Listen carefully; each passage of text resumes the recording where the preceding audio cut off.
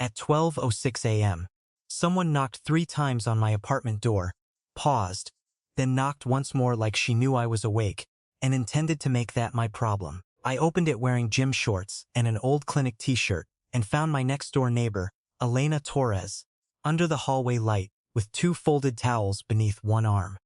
Her dark hair was twisted up, a canvas bag hung from her shoulder, and she wore the expression she used whenever she had already decided something on my behalf. "You're coming with me," she said. I looked at the towels, then at her. "That sounds less like an invitation. It becomes one if you say no." I glanced at the clock behind me. "It's 12:06. Good. You can still read after midnight." Nashville had been trapped under a 4-day heat wave, and our old fourplex held heat like punishment. "Where are we going?" I asked. She dropped one towel against my chest. "Change into swim shorts. 5 minutes. My name is Benjamin Carter, though everyone called me Ben. I was 31 and worked as a physical therapist, spending my days telling people that discomfort and damage were not always the same thing. I was worse at applying that principle to myself. Elena had lived 12 feet from my door for almost a year. We carried groceries for each other and spent hot evenings talking on the porch after work. Somewhere along the way, our conversations had developed pauses that lasted too long and jokes that would have sounded different if either of us had been dating someone. Neither of us named it, which let me keep calling the situation harmless. Elena, arriving after midnight with 2 towels, made that excuse harder to maintain. 5 minutes later, I locked my door and found her waiting downstairs. "You actually came," she said. "You gave me 5 minutes. You could have used them to make a better decision." "Still can." She headed toward her car. "No, you can't." We drove with the windows down because the car felt like an oven, and she refused to tell me our destination. 15 minutes later, she turned into a renovated warehouse downtown that I recognized from her photography work. Elena was a freelance photographer and part-time event stylist, and she had shot a product launch there that afternoon. "The building has a pool?" I asked. "The roof does. Are we allowed up there?" She held up an access card. "Yes. Event staff can use the rooftop after teardown, and my access works until 6. You checked all that?"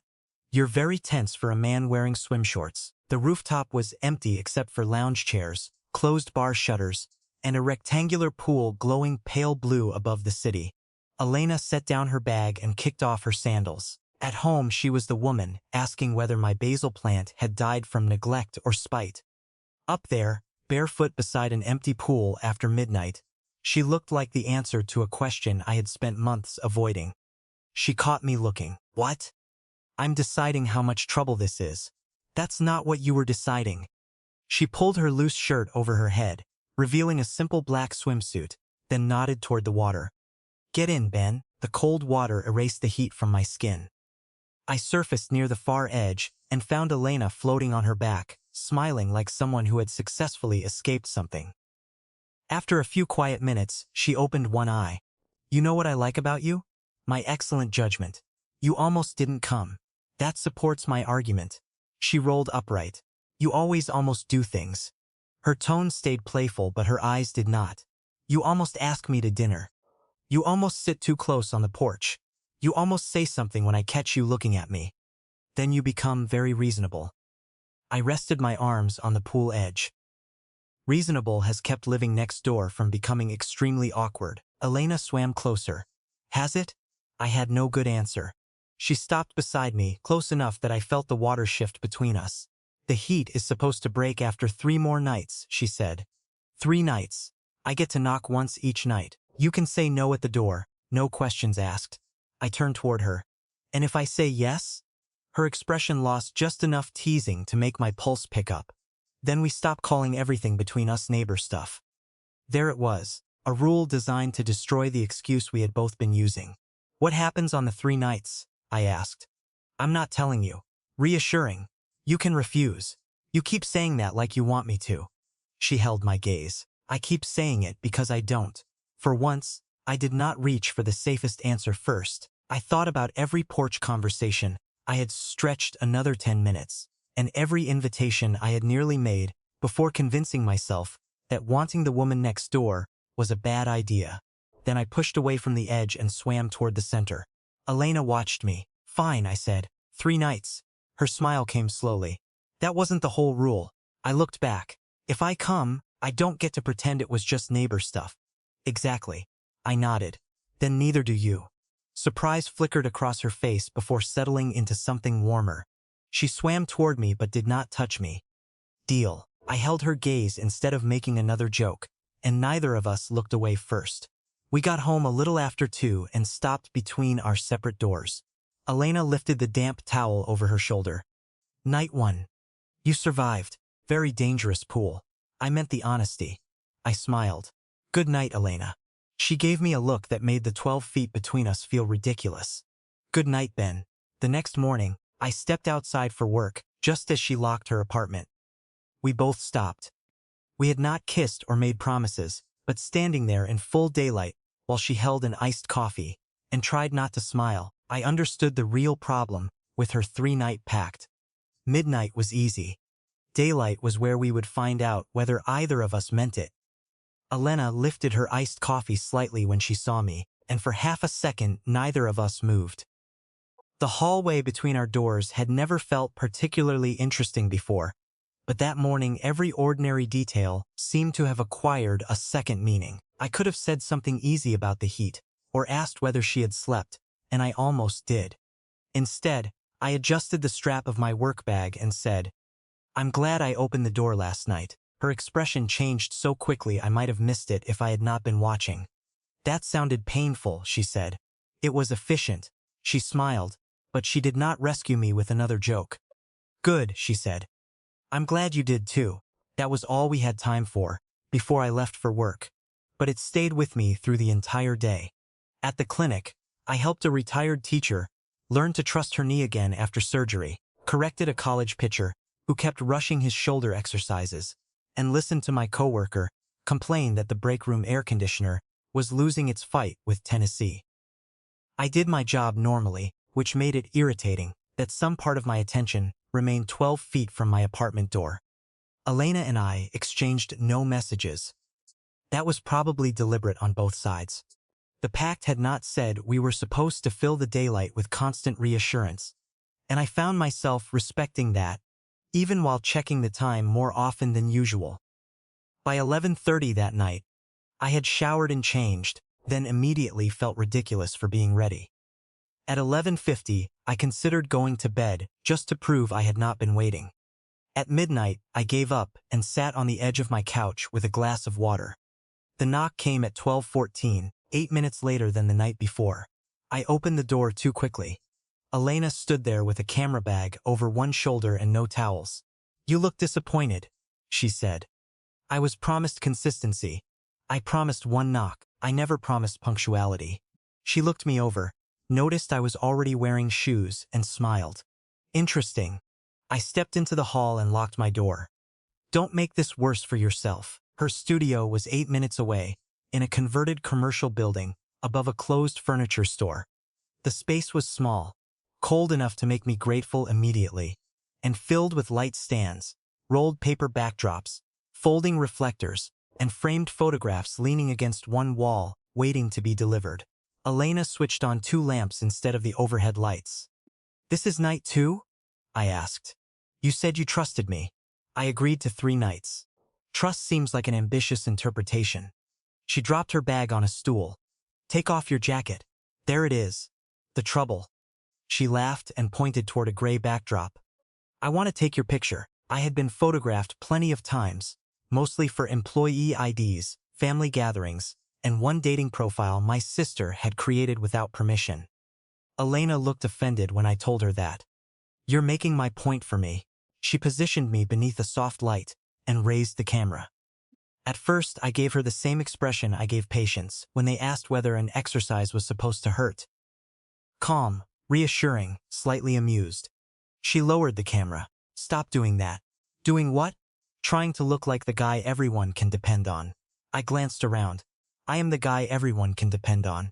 I know. Her voice softened. That isn't the same as letting me see you. The comment should have made me defensive. Instead, it made me curious.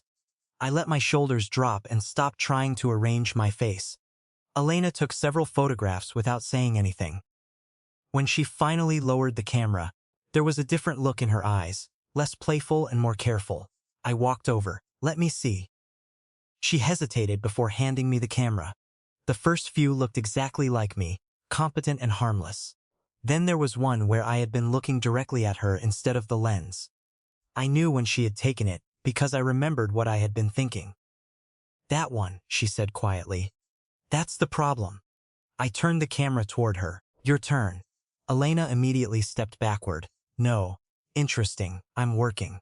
At 12:30 in the morning with one subject. Still working.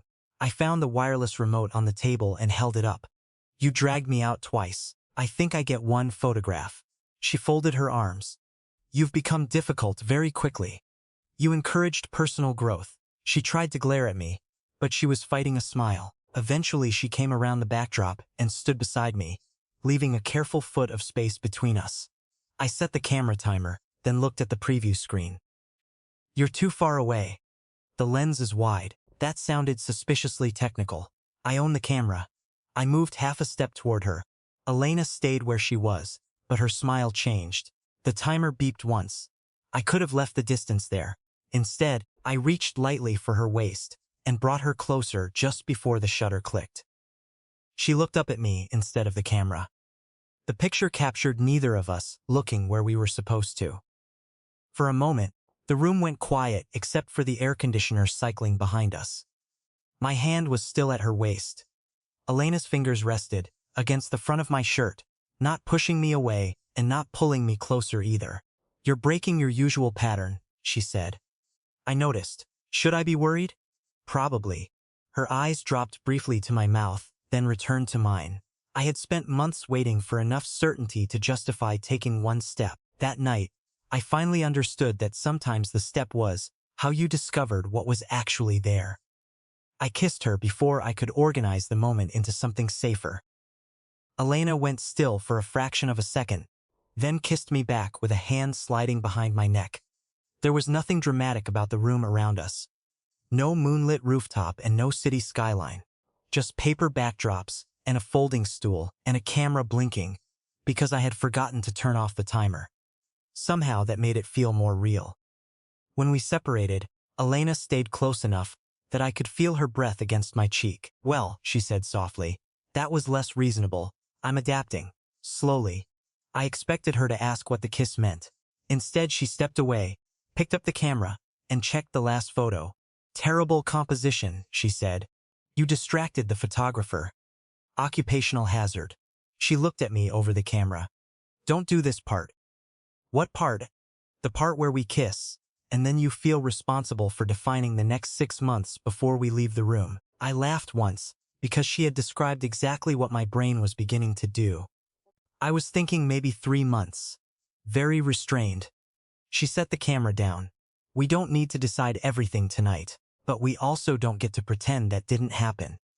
Agreed. We walked home just after 1:30. At our doors, the building felt even smaller than it had that morning. Elena turned her key in her hand but did not unlock her apartment yet. "Tomorrow is the 3rd night," she said. "I remember. I'll knock." I nodded. Then she added, "But I'm not choosing where we go." I looked at her. "Changing the rules?" "No. Completing them." She stepped closer, kissed my cheek, and pulled back before I could react. "If you open the door tomorrow, Ben, the next move is yours." She disappeared into her apartment, leaving me alone in the hallway. For the first time since the heat wave began, I was not wondering whether Elena wanted me. The kiss had answered that clearly enough. The problem was that wanting her had never really been the part I doubted. Now I had to decide what I intended to do with the answer. I slept badly, which would have been easier to blame on the heat if Elena had not kissed me 6 hours earlier, and then handed me responsibility for whatever happened next. By 9 Saturday morning, I had already made the mistake I was most predictable at making. I turned a feeling into a plan. I searched for restaurants with reliable air conditioning, checked reservation times, looked at parking, rejected 2 places because they seemed too loud, and nearly booked a table at a 3rd before realizing I was planning night 3 like a physical therapy evaluation. Elena had challenged me to make the next move. My first instinct was apparently to create an itinerary. I stood outside her door at 11:30 and knocked. When Elena opened it, she was barefoot, wearing denim shorts and an oversized white shirt, with her hair pinned loosely away from her face. Her expression shifted from surprise to suspicion. "You're early. By about 12.5 hours. I can count." She leaned against the frame. "Did you forget how the pact works?" "No, I'm changing my part of it." That caught her attention. I told her I wanted to take her to lunch. Not tonight, not after midnight, and not as another mysterious heatwave excursion. Just lunch. Elena studied me for a moment, then asked, "Is this a date?" I almost answered with something careful. Instead, I said yes. She smiled. "Okay. Give me 20 minutes. The restaurant was cool, quiet, and exactly the kind of place I chose when I wanted nothing unexpected to happen. Linen napkins, chilled water already waiting, a menu short enough to suggest confidence. Elena noticed all of it before we even sat down. "You researched this." "I made a reservation." "That is not a denial." She looked across the table while I straightened my silverware, without realizing I was doing it.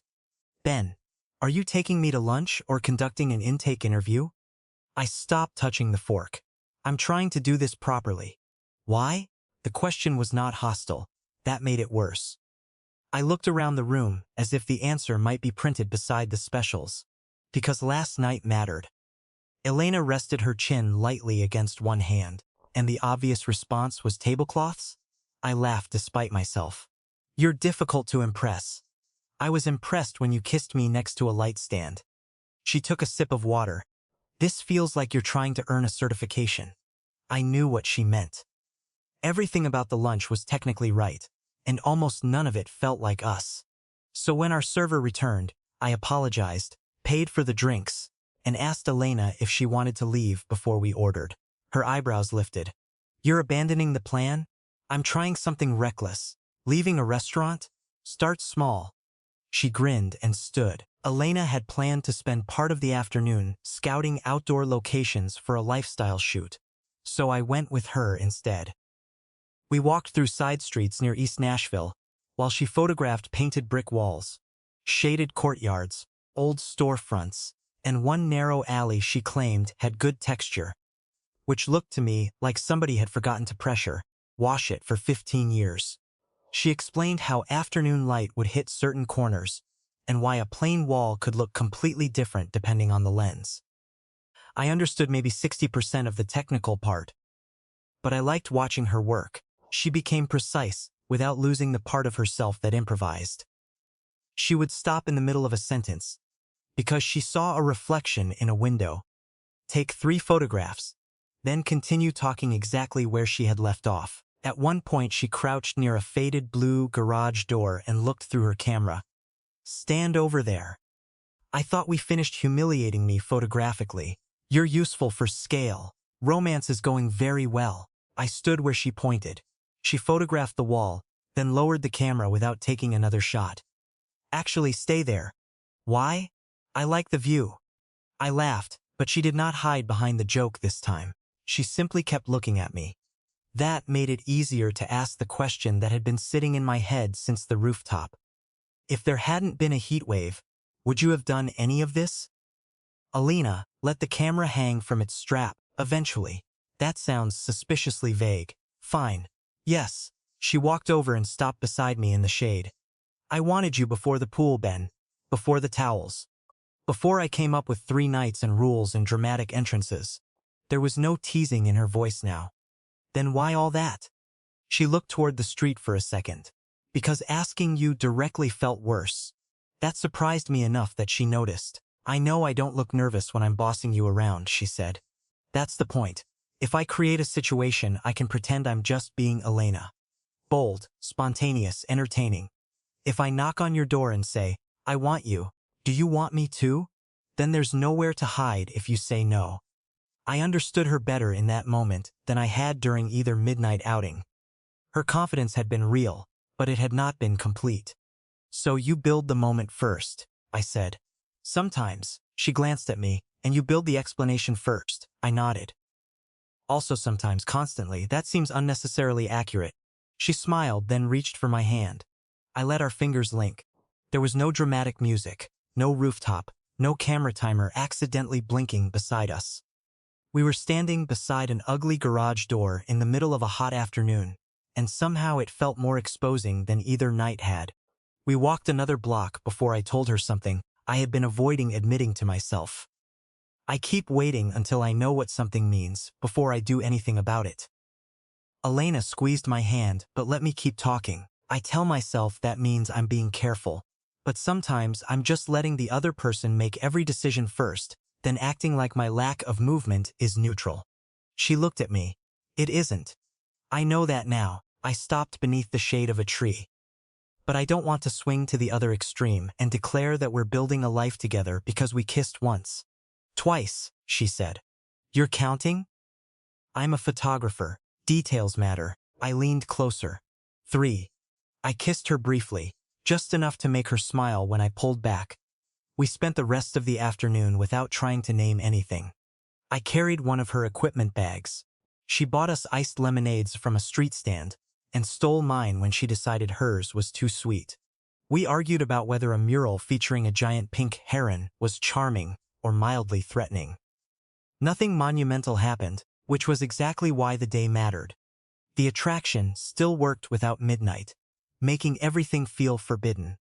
Elena could make me laugh at 3 in the afternoon, just as easily as she had at 1 in the morning, and I could stand beside her in public without needing to turn us into a finished answer.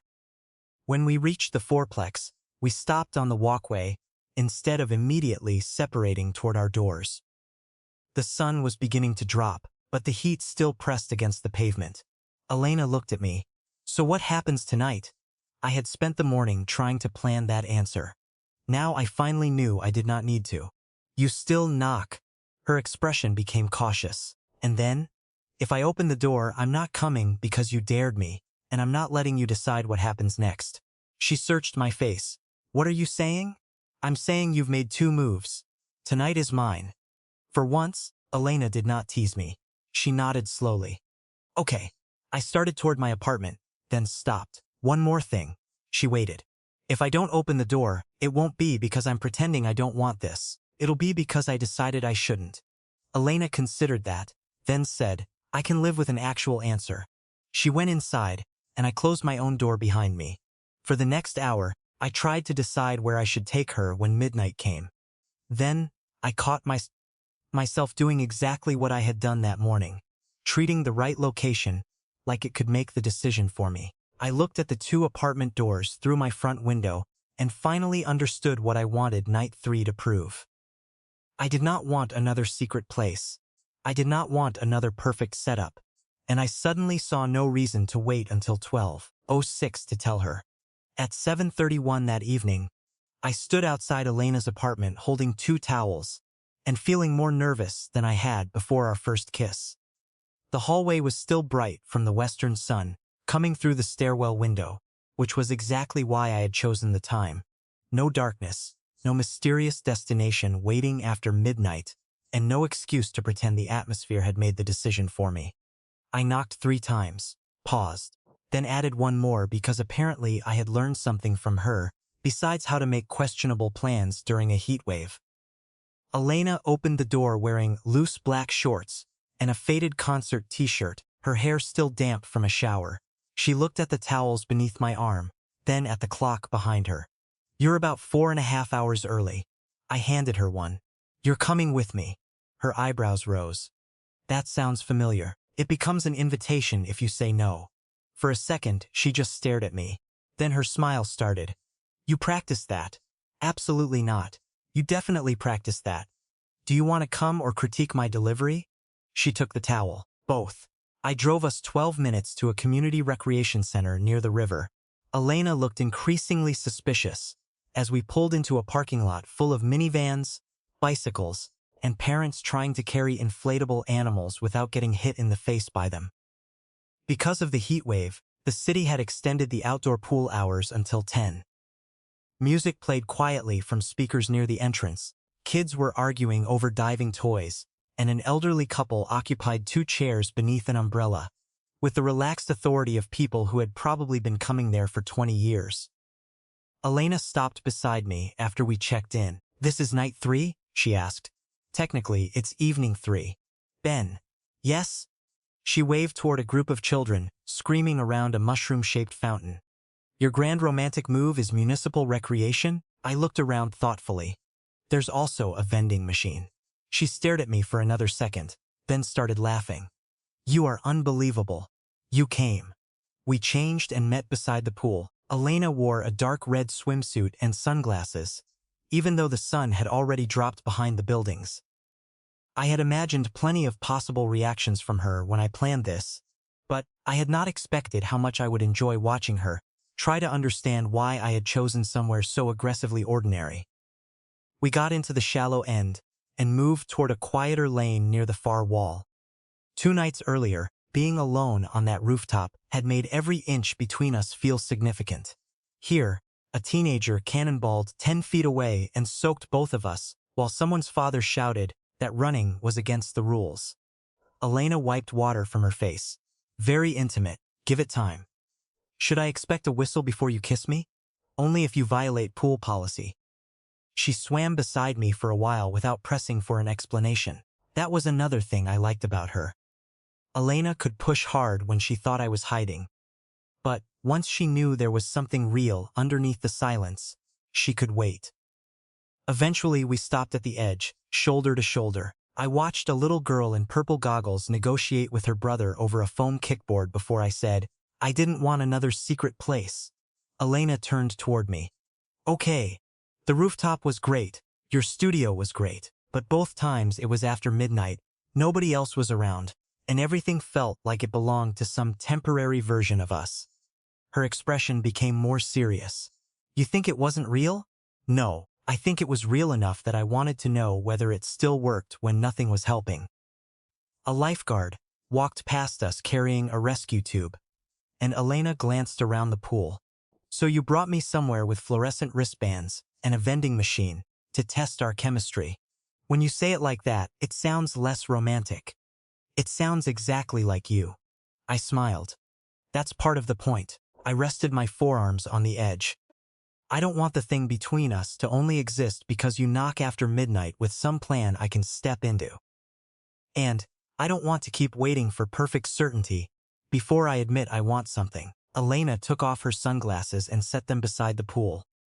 What do you want? The question was simple this time. No dare attached to it. No theatrical situation built around it. That made answering feel more important. I want to date you, I said. After the heat wave. During normal hours. When you're working too much, and I'm tired from the clinic, and neither of us has arranged some cinematic location. The corner of her mouth moved, but she let me continue. I want to be able to knock on your door at 7:30, because I want to see you. Not because the clock gives me permission. I want to take you somewhere boring and still want to kiss you. Elena glanced toward the mushroom fountain. You've certainly proven the boring part. I laughed. Thank you for protecting the moment. She leaned closer until her shoulder pressed against mine. I'm listening. I could have stopped there, but that would have left her carrying the important part again. I also don't know exactly what dating the woman 12 feet from my front door is going to look like. Maybe some parts will be inconvenient. Maybe we'll annoy each other, but I don't need those answers before I choose the next thing. Elena watched me carefully. And what's the next thing? I reached for her hand beneath the water. You. If you still want that. She looked down at our joined hands, then back at me. I do. Relief hit me fast enough that I almost laughed, but she tightened her fingers before I could say anything. But I'm ending the pact. That was not the response I expected. I thought this was night 3. It was supposed to be. Elena turned toward me fully. But if we're actually doing this, I don't want another experiment. I don't want 3 nights to become another neat little container where we can be brave temporarily and then evaluate the results. I understood immediately why she was saying it. So no midnight knock. Not tonight. Her gaze stayed on mine. And if we date, living next door doesn't mean you get unlimited access to me. I don't automatically come over because you're home. You don't become responsible for fixing everything in my apartment. We still have separate lives. I wasn't planning to confiscate your key. Good, because I like my key. Strong attachment to property. Ben. I smiled. I understand. She studied me as if checking whether I really did. I squeezed her hand. We still knock. Elena's expression softened. We still ask. And either of us can say no without turning it into a relationship emergency. Exactly. I nodded toward the pool around us. That seems annoyingly healthy. I hate when that happens. This time when I kissed her, there was nothing secret about it. It was brief and ordinary enough that nobody nearby cared, which somehow made it more meaningful. Elena kissed me back, then rested her forehead against mine for a moment, before pulling away. For the record, she said, I still think the rooftop was more romantic.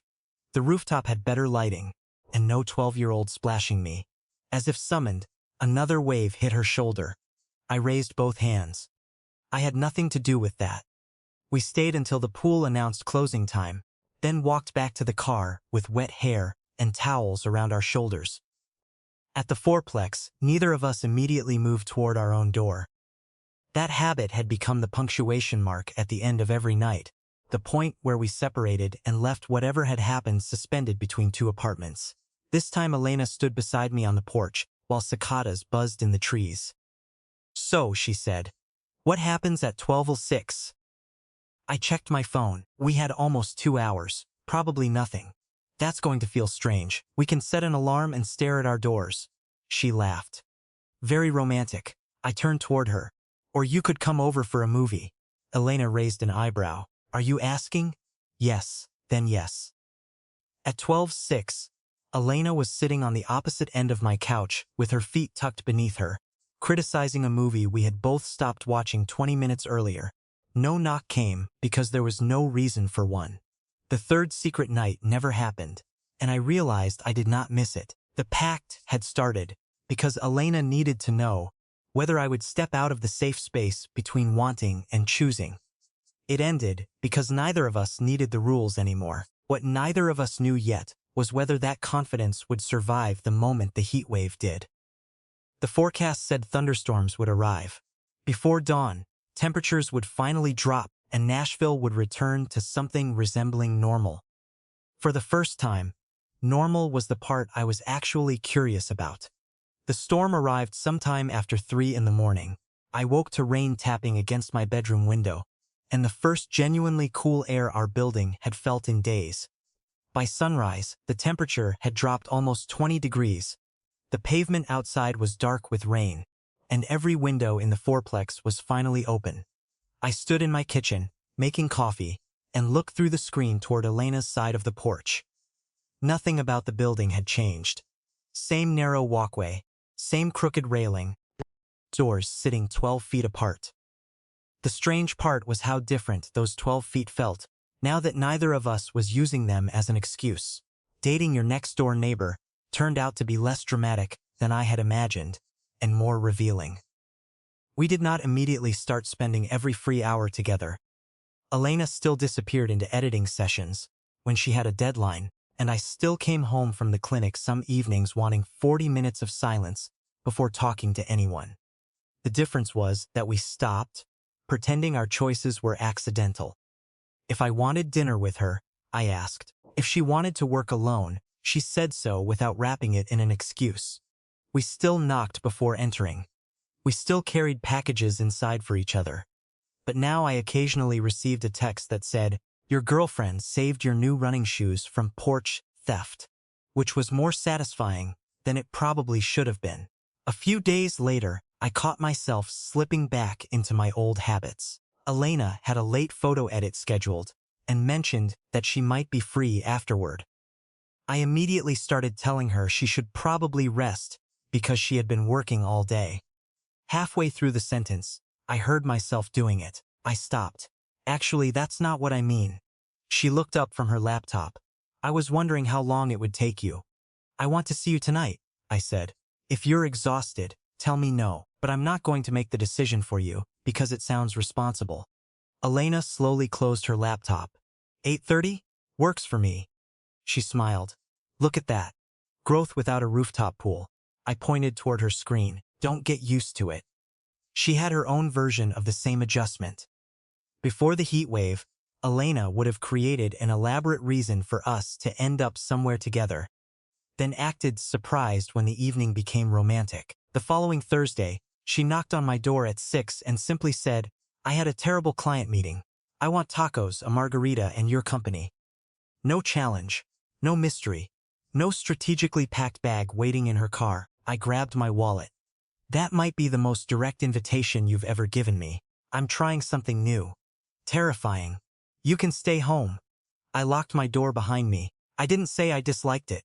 The biggest surprise was that removing the uncertainty did not remove the tension. Elena still looked at me across the table sometimes and made me forget what I had been saying. I still caught her watching me when I came home from an early workout. The difference was that neither of us needed to pretend we had misunderstood the moment afterward. Our teasing changed too. She still dared me occasionally, and I still gave her a hard time about turning simple activities into productions. But the jokes no longer had to carry the entire relationship. If she wanted me close, she could reach for my hand. If I wanted to kiss her, I did not need a perfectly cinematic reason. The following Saturday, somebody knocked on my door at 9:18 in the morning. 3 knocks, a pause, then one more. I smiled before I even reached the handle. Elena stood outside wearing sunglasses, denim shorts, and a loose blue shirt over her swimsuit. She had 2 towels under one arm, 2 iced coffees in a cardboard carrier, and a bottle of sunscreen sticking out of her bag. Morning sunlight filled the hallway behind her. "You're coming with me," she said. I looked at the towels. "This feels familiar." "Does it?" "Very mysterious, almost dangerous." Elena handed me one of the coffees. "The public pool opens in 40 minutes. Scandalous. I thought we could swim, get breakfast afterward, and then I have an edit at 2. She paused. "Do you want to come?" That last question mattered more than everything before it. Not because I might say no, but because she asked. Instead of assuming the performance would answer for me, I took one of the towels from her arm. "Yeah, I do." Then I took her free hand. We walked to her car in full daylight, passing one of our downstairs neighbors, watering a row of plants along the porch. Nobody cared where we were going. There was no private rooftop waiting for us.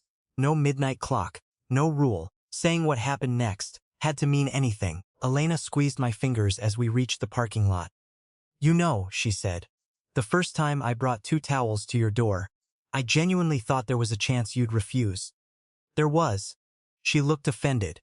"Seriously? For about 4 seconds. That long?" I was very responsible back then.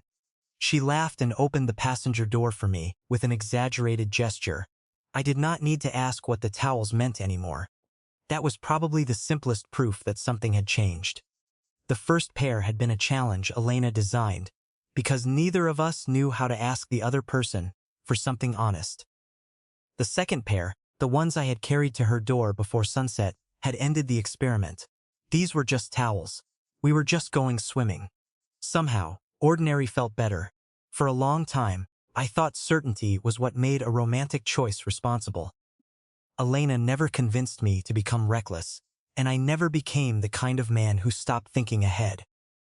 What changed was smaller and more useful. I learned that refusing to choose until every risk disappeared was still a choice. And usually not the one I actually wanted. So if your neighbor knocked on your door at 12:06 a.m., holding 2 towels and said, "You're coming with me," would you open the door? If you enjoyed Ben and Elena's story, leave a like, subscribe for more slow burn romance stories, and tell me in the comments what you would have done. I think what made Ben and Elena work for me is that the story starts with this really fun, almost movie-like idea, but it doesn't depend on that idea all the way to the end. The midnight knock, the towels, the rooftop pool, the photography studio, all of that is exciting. And obviously Elena knows exactly how to create a moment.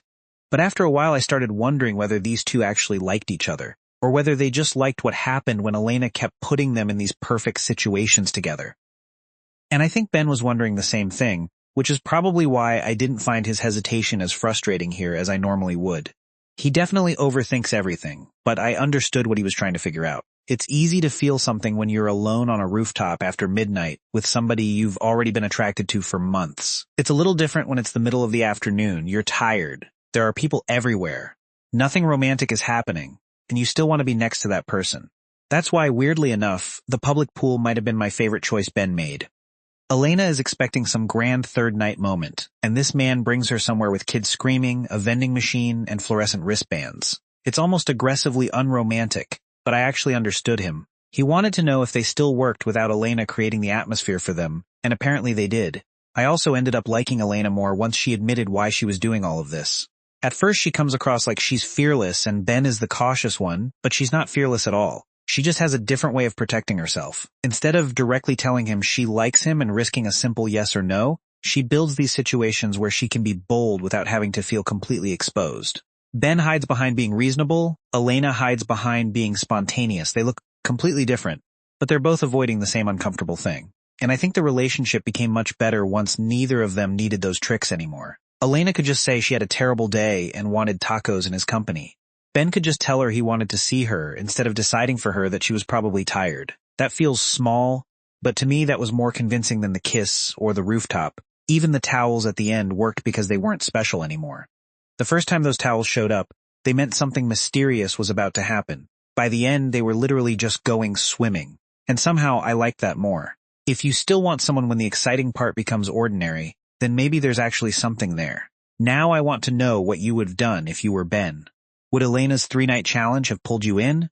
Or would you have thought, this woman lives 12 feet from me, and if this goes wrong, I am never going to enjoy that hallway again? And be honest, which date would you rather have? The private rooftop pool after midnight, or the completely normal Saturday morning when somebody just knocks and asks if you want to go swimming?